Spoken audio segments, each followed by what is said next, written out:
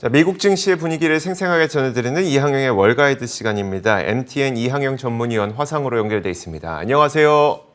네, 안녕하세요. 이항영입니다. 네, 안녕하세요. 자, 미국 증시가 그래도 참 기분 좋은 반등을 보였습니다. 미국 증시 어땠는지부터 설명해 주실까요? 네, 맞습니다. 주시장이 모처럼 반등했습니다. 정확히 보면 4일 만에 나름 큰 폭으로 반등했습니다.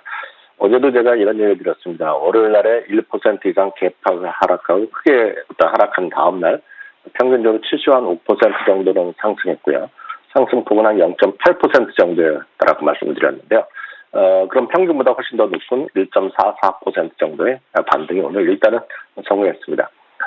다만 상대적으로 보면 그동안 그나마 방어적 섹터였던 필수 소비재나 유틸리티는 좀 재미없었고요. 그동안 제일 많이 떨어졌던 에너지나 임의 소비재 그리고 기술주들이 2% 넘나들면서 반등을 좀 이끌었던 하루라고 보시면 되겠습니다. 유가가 70달러 선을 회복한 것도 큰 의미가 있겠습니다. 71달러 초반까지 왔고요. 10년물 금리도 1.47%, 1.5% 수준까지 다시 한번 회복을 시도하는 모습이었습니다. 일단 미국 달러가 계속 초강세를 보이는 것이 부담이라고 말씀드렸는데요. 미국 달러도 소폭 좀 진정되는 보이는 모습을 보여주었습니다. 그렇지만 시장 전체적으로 아직까지 완전하게 마음을 놓을 수는 없다라고 볼 수 있는 어떤 지표가 우리가 흔히 얘기하는 변동성 지표입니다. 흔히 보통 우리 언론에서는 공포지수라고 표현하는 건데요. 여전히 높게 나오고 있습니다. 20포인트 이후면 높으면 상당히 높은 겁니다. 물론 이번에 30포인트도 넘나들었지만요.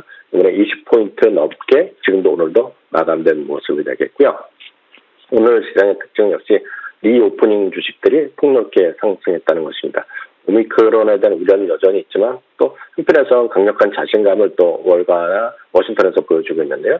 여튼 그러다 보니 오늘 유가도 좀 올라가는 덕분에 쉐브론도 좀 올라가고요. 항공주도는 모처럼 오늘 나름 큰 폭으로 반등했습니다. 어저께는 이제 지지 영업되면 오늘은 3, 4%씩 대분이 올라갔고요. 크루즈는 이틀째 반등을 하고 있습니다. 상당히 의외의 모습을 보여주고 있습니다. 카니발 크루즈를 비롯한 크루즈 선사들이 전부 다 올라갔고요. 라스베가스 샌즈 같은 카지노 개설 기업들도 오늘 좀 반등하는 모습이었습니다. 산업재에서 대표적인 기업이자 사실 팬데믹 이전부터 급락했던 대표적인 주식은 보잉인데요. 오늘 보잉이 좀 폭넓게 어떤 산업재 상승을 이끌었고요. 부킹홀딩스도 역시 예약 관련 사이트였는데요. 11월 초만 하더라도 사상 최고를 갔던 주식인데요. 급락 이후 오늘도 재빠른 또 반등을 보여주면서 지난 12월 초의 어떤 고점은 일단은 회복하는 모습이었고요. 어저께 이제 장 마감 이후에 나왔던 실적 발표했던 기업이 두 기업이 있지 않습니까? 나이키랑 마이크론 테크놀로지인데요.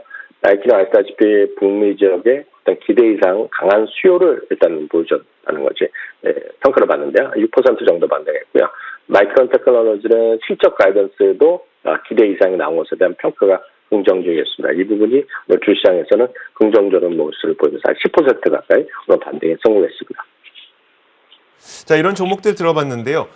최근 시장에서 하락할 때 좀 덜 빠졌던 게 빅테크고 이런 종목들이 또 상승할 때 빠질 수가 없겠죠. 빅테크들의 움직임은 어땠을까요? 네, 맞습니다. 오늘 빅테크 주식들 대부분이 강보합 정도 이상에서 오늘 회복세를 보여줬습니다. 애플도 마찬가지입니다. 1% 넘게 오늘 좀 반등을 시도했고요. 마이크로소프트랑 애플은 사실 그림 자체가 거의 같은 움직임을 보여주고 있습니다. 알파벳은 상대적으로 보면 큰 재미는 아직 없습니다. 애플과 마이크로소프트가 한 단계 좀 뒤에 쳐져서 반등을 시도하는 모습이 되겠고요. 아마존도 오늘 상대적으로 좀 폭넓게 오늘 반등을 시도했습니다. 한편 최근 들어서 테슬라의 어떤 부진이 계속 이어지고 있고요. 일론 머스크가 올해 내 세금만 하더라도 수십억 달러 이상이라고 얘기하면서 계속 이제 테슬라 주식을 팔 수 있다는 그런 암시를 계속 하고 있는데요. 실제로 주가가 계속 흘러내리면서 오늘 가격은 아시는 분 계시겠지만 홀스에 대해서 대량 어떤 주문한 거 그 시점 때 이제 갭 상승했던 부분인데요. 이게 이제 언제였냐면 11월 전 10월 말 11월 초 수준인데요. 그 수준 가격을 다 소위 그 시절 이후에 올라갔던 가격이 다 다시 내려온 그런 모습으로 끝났습니다. 근데 엔비디아와 AMD도 오늘 강한 반등을 해 성공한 것이 오늘 시장의 특징이 되겠네요. 자, 과연 이런 시장에서 내년에도 과연 메가캡이라고 부르는 이 빅테크 기업들이 성장할 수 있을 것이냐, 어떤 전망들이 나오고 있을까요? 네, 많은 분들이 이제 우리나라의 개인 투자가들도 가장 많이 갖고 있는 것이 역시 빅테크 기업들에 대한 선호도가 상당히 높지 않습니까? 미리 이제 여기서 말하는 초대형 성장주, 메가캡 테크 주식이 어떤 건지만 먼저 말씀드리면, 사실 오늘 이것은 도이치방크 자료를 인용해 드린 건데요. 마이크로소프트, 애플, 아마존, 알파벳, 페이스북, 비자, 마스터카드, 엔비디아, 넷플릭스, 어도비, 테슬라까지 포함된 소위 메가캡 테크 주식이라고 일단 이해하시면 되겠습니다. 그래서 이제 도대체 왜 비자나 마스터카드가 왜 테크에 들어가냐면, 이 두 주식은 섹터상 분류가 기술주에 포함되기 때문에 들어갔다라고 참고하시면 되겠고요.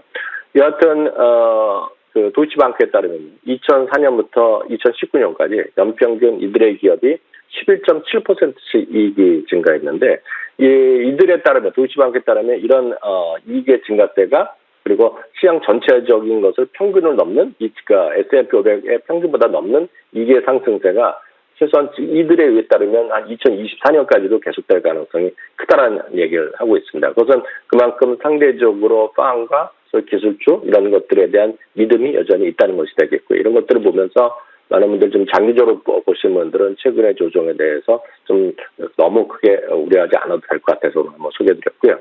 특히 이런 거랑 상관없이 미국 전체적인 S&P 500의 이익이라든가요. 그 자사주도 지금 최고 수준을 계속 갱신하고 있습니다. 아시다시피 자사주는 작년에 좀 슬로우했었는데 올해 자사주 매입은 다시 늘어나고 있고 내년에도 지금 최고 수준을 다시 갱신할 가능성이 커져 있다는 거죠. 거기다 이익이 증가하면, 즉 이익이 증가하고 주주 친화 정책이 이어진다는 측면에서 보면 주시장에 대해서 긍정적인 시각이 여전히 다수를 차지하고 있다. 장기적으로 봤을 때는요. 그렇게 좀 이해를 하시면 좋을 것 같고요. 한 가지 더 수급사항만 오늘 참고 말씀드리겠습니다. 뱅크 오브 아메리카에서는 매주 미국 주식시장 안에서의 펀드라든가, 즉 뮤추얼 펀드라든가 ETF로의 자금 유입을 매번 이제 이들이 조사해서 발표를 하는데요.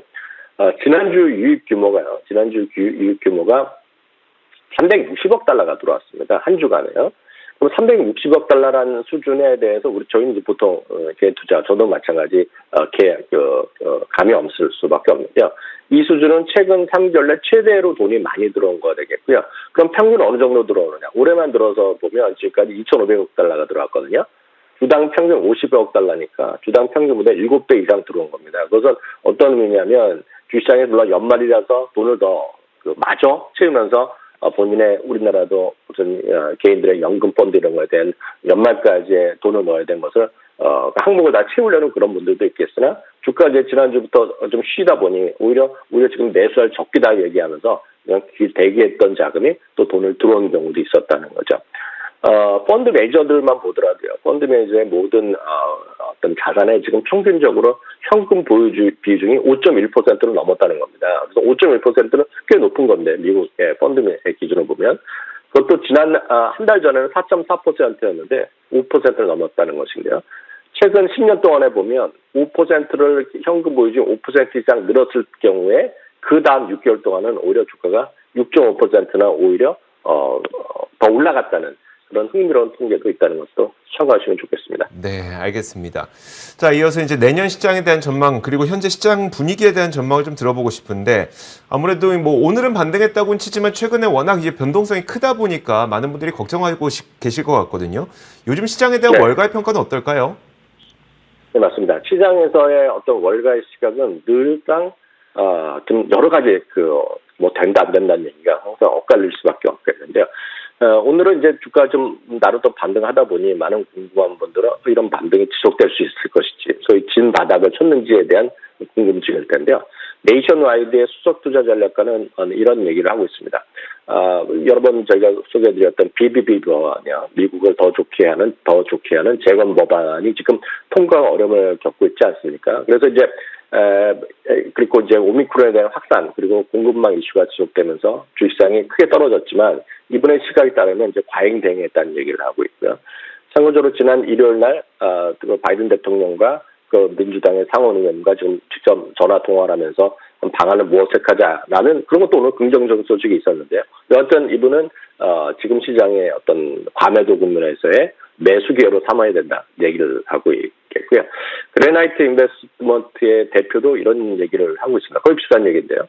오미크론의 확산이라든가 영향에 따른 불확실성이 한마디로 지금 과매도 국면에 들어가 있다는 얘기입니다. 그래서 과매도 국면은 매수의 기회를 찾아야 된다. 얘기. 다소는 그 긍정적인 의견이 오늘 좀 많이 좀 월가에서 나왔다라고 전해드릴 수 있겠습니다. 알겠습니다. 긍정적 의견을 전해주셨는데 올해 시장 좀 잘 맞췄다고 평가되는 분 가운데 하나가 또 톱리 펀드 스트레스의 톱리가 있지 않습니까? 이분도 내년 전망치를 다시 한번 발표했죠. 네, 맞습니다. 한마디로 그 내년에 대해서는 시장의 전반적인 시각 올해보다는 눈높이를 낮추라는 시각이 뭐 다수라고 보셔야 되겠는데요. 산미도 그 예외는 아니라고 보고 있습니다. 큰 틀에서 보면 올해보다 내년은 시장은 좀 위험할 수 있다는 얘기를 하고 있습니다. 다만 상승세는 이어진다는 얘기를 하고 있고요. 구체적으로 목표 지수는 5,100입니다. 5,100이니까 보통 때 탐리의 저희가 생각했던 것보다는 좀 눈높이가 좀 낮다라고 저도 좀 이해를 하고 있는데요. 특히 이제 상반기에는 한마디로 소위 청룡열차 같은 거죠. 롤러코스터 같은 장세가 이어지면서 상반기는 지수가 마이너스, 그러니까 금년 연말 대비 마이너스로 날 가능성이 있다는 얘기를 하고 있고요. 반면에 하반기에 주가 다시 상승 트렌드를 잡으면서 하반기까지 하면 10에서 15%, 정확하게 5.100이면 오늘 현재 지수 대비 한 11% 정도인데요. 얼추 10에서 15% 정도 상승을 기대한다는 얘기하고 있고요. 지금 단기적으로 보면 현재의 주가 조정 한 2주, 3주째 이어지고 있지 않습니까? 이 조정 보면은 생각보다 빨리 끝날 것이다 얘기를 하고 있고, 이분은 그냥 어저께 있죠. 그러니까 하루 전이, 그러니까 월요일, 미국 시간은 월요일 날 주식시장의 어떤 하락이 일단은 이분은 좀 단기적인 바닥이라고 얘기를 하고 있습니다. 그런데 내년에 이제 시장의 가장 큰 이슈는 여전히 중간 선거가 있을 거라는 얘기하고 있고요. 코로나19 그리고 공급망 이슈는 여전히 변수로 남을 것이라는 얘기를 하고 있습니다. 한편 토픽 섹터를 세 개를 얘기하고 있는데요. 늘상 얘기하는 것이 에너지가 있습니다. 그러니까 에너지는 뭐 여전히 작년에 비해서 올해와 마찬가지 내년에도 상당히 좋을 거다 얘기를 뭐 굳이 이야기하고 있고요.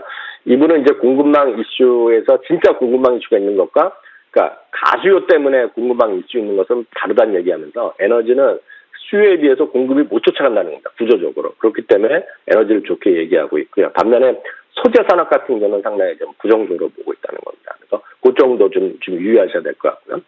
헬스케어는 텀리도 헬스케어로 얘기하고 있다는 데 주목하셔야 될 것 같습니다. 특히 헬스케어는 내년에 대부분의 어떤 IB들에서 공통적으로 얘기하고 있다는 거. 그래서 헬스케어는 가장 여러분들이 쉽게 알 수 있는 것은 XLB 같은 소위 그 헬스케어 ETF가 있을 것이 되겠고요. 아니면 그 안에서 굳이 따지자면 저 같은 경우에는 메디컬 디바이스, 의료기기 쪽에 대해서 관심이 많고 보험도 관심이 많은데 여튼 그런 쪽에 좀 보시면 될 것 같고요. 여전히 테크입니다. 그래서 테크와 헬스케어 에너지가 딱 일견 보기에는 소위 어울리는 그런 같은 조합은 아닌데요. 여기에 테크 에너지에 헬스케어가 들어갈 때는 보셔야 될 것 같고요. 여전히 다시 한번 빵 주식에 대한 선호도를 여전히 얘기하고 있습니다. 빵은 아시다시피 마이크로소프트, 애플 이런 것 등등이 들어간 것이 되겠고요. 2021년은요, 이들의 이익 증가에 이익 전망에 비해서 밸류에이션이 이렇게 높아지지 않은 것들이 있거든요.